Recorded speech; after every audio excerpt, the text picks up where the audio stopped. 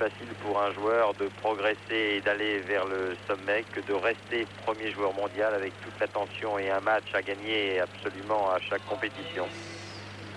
Ce qui explique cette espèce de volonté, de concentration de John McEnroe totale que nous lui voyons, avec parfois tout de même, sur le plan mental, une petite absence qui provoque des coups un peu manqués par manque de toucher, par trop de précipitation. Comme quoi le manque de confiance, car il doit s'agir de ça, est finalement aussi important que la pression dont John McEnroe se plaignait pendant des années en disant je suis premier, j'ai pas le droit de perdre. Maintenant il n'est plus premier, il revient, mais la confiance n'est pas tout à fait là pour faire le break là aussi. Donc chaque partie du jeu qui intervient à un moment donné de la vie du joueur a son importance et son importance capitale bien sûr. Une volée de coup droit ratée par Stefan Edberg, volée de coup droit relativement facile.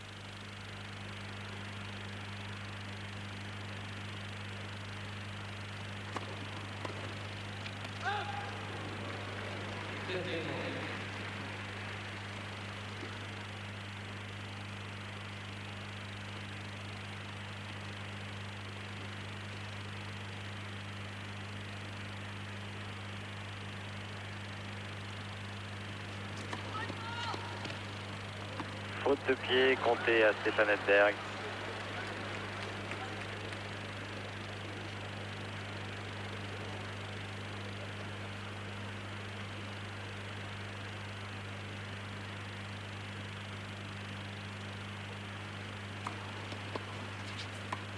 Quelle deuxième balle.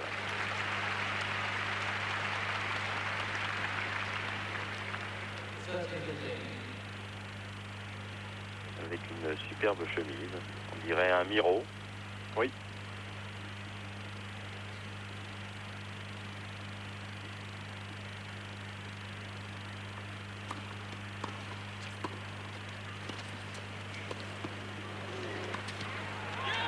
Il est passé.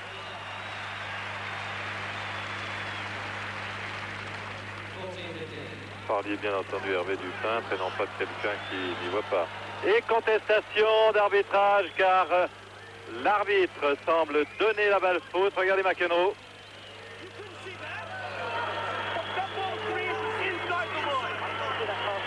McEnroe dit la balle est à l'intérieur de la ligne.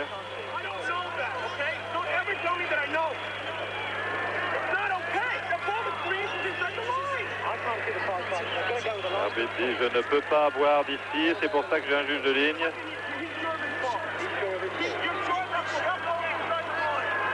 Il est sûr de ce qu'il vient de dire, le juge de ligne. Comment pouvez-vous être sûr? Coup de rage, McEnroe, dit que c'est inacceptable.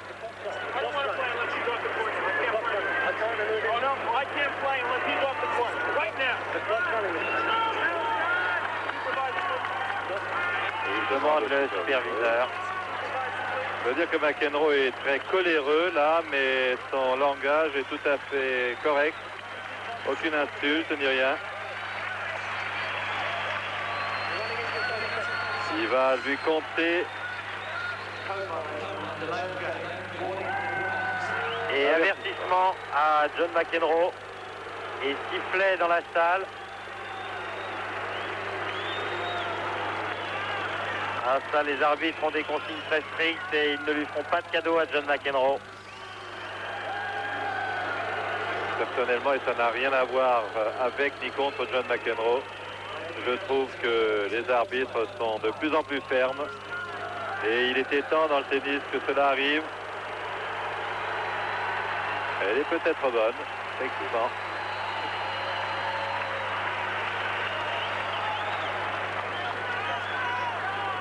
Dans ce cas précis, oui, ce qui n'explique pas toujours les colères de John McEnroe. Comment un point douteux dont il n'est pas sûr lui-même peut-il le mettre dans cet état-là? C'est la question que je me poserai éternellement. C'est un point qui lui donne 30 partout au lieu de 45 à son adversaire et une possibilité d'aller au break, alors que là, il lui en reste très peu sur un serveur comme Edberg, 45. Et bien du coup, Stefan Edberg en manque sa première volée de revers. Absolument. Vous savez, on n'a pas beaucoup de chance, nous le disions en début de reportage. C'est comme les coups de poing qui pleuvent. Il y a une chance, 2 chances par tête pour ravir son service à l'adversaire. Et McEnroe devait se sentir dans cette position-là.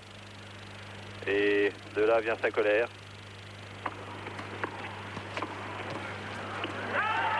« 40 partout. Et le public est 100% maintenant pour John McEnroe. Contrairement à ce qui s'était passé l'autre jour face à Yannick Noah, le public avait pris fait et cause pour le Français. C'est curieux d'ailleurs car Edberg n'y est pour rien. C'est une question entre l'arbitre et le joueur. Oh là là. Non, elle est faute.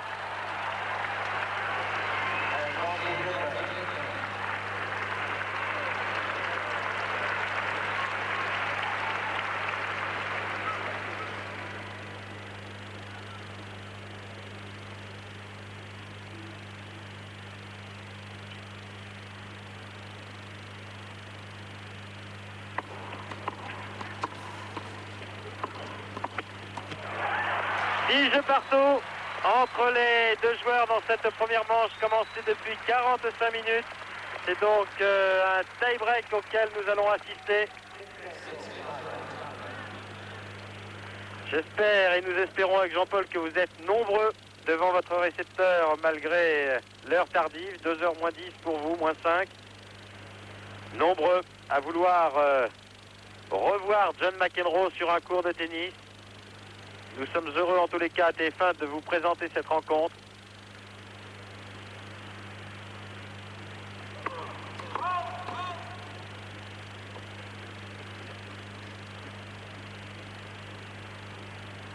Il se joue beaucoup de choses sur le court en ce moment. McEnroe se trouve en face de l'un des 2 joueurs qu'il va lui falloir battre cette année sur surface rapide. Edberg ou Becker. Double faute, la deuxième pour l'Américain. 1.0 Stéphane Edberg, à son tour de servir.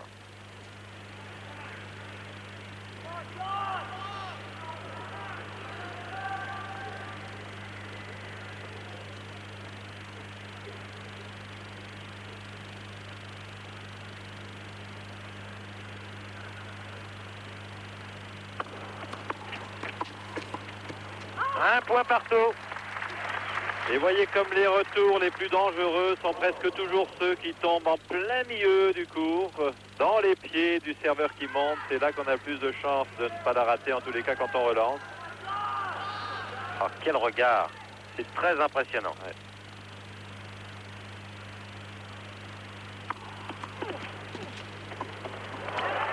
« 2.1 McEnroe.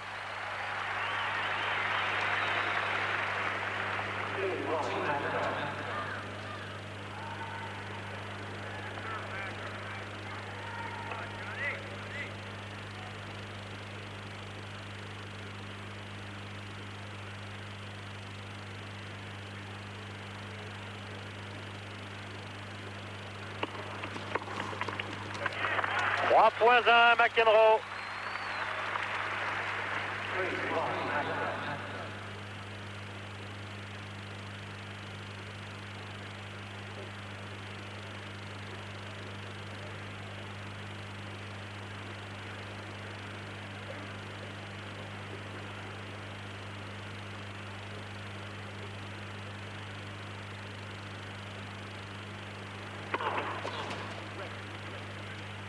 Il a raison de se critiquer car il a forcé sur ce service.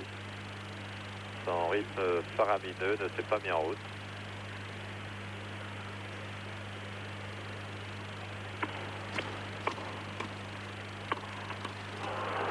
Et il n'a pas avancé avec sa balle comme il le fait si bien depuis toujours. John McEnroe est resté collé au sol sur ce coup droit qu'il aurait dû emmener avec lui.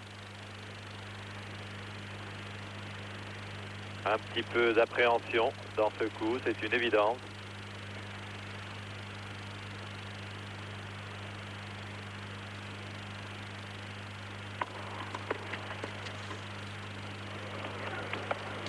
Vous voyez encore un retour en plein milieu du court dans les pieds de son adversaire. 10 points ayant été disputés. 4-2 pour McEnroe. Les deux joueurs changent maintenant de côté. 3 services de Stéphane Edberg depuis le début de ce tie-break. Et puis 2 volées manquées, une de revers, une de coup droit. Ici une demi-volée totalement manquée, là encore, de la part du Suédois. C'est étonnant et cela montre sa fébrilité. Ça montre aussi, et sur ce dernier coup, c'est très net car le retour est magnifique et gagnant. Ça montre que ce que nous disions tout à l'heure se confirme, c'est que s'il y en a un des deux qui se met à relancer, à mettre la balle dans le court sur le service de l'adversaire, eh bien ça ira à son avantage. Et si Edberg a raté, c'est parce que McEnroe a presque tout le temps remis en jeu son service.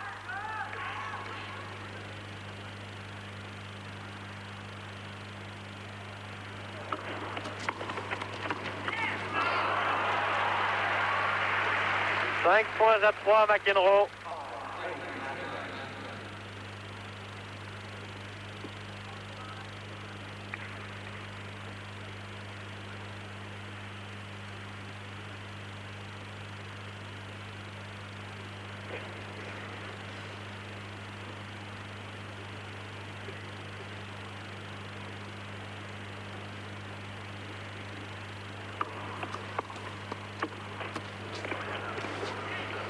Et 3 balles de 7 en faveur de l'Américain.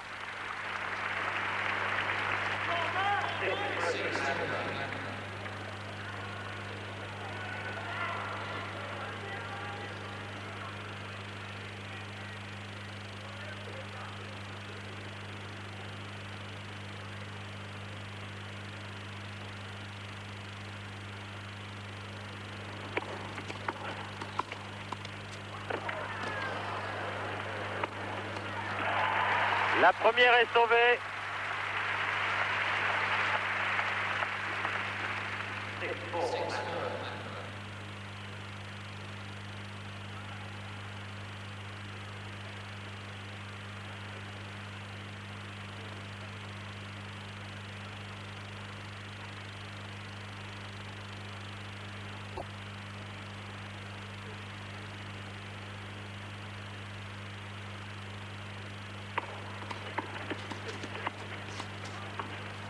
Voilà. Oh, c'est parfait!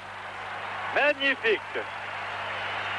Et première manche remportée en 51 minutes par John McEnroe sur le score de 7 jeux à 6. Régal que de revoir ce dernier passing shot au ralenti.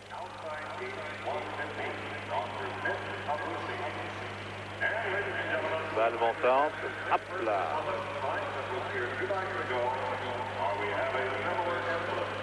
Quel poignet tout de même pour pouvoir réaliser des choses pareilles.